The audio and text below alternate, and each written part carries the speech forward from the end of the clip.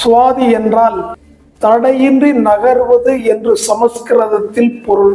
மேலும் அப்பழுக்கற்ற நட்சத்திரம் என்ற அர்த்தமும் உண்டு.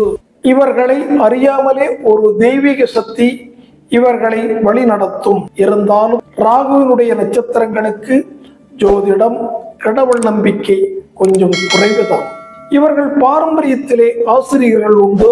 எல்லாவற்றையும் பேசி சாதித்துக் கொள்வார்கள்.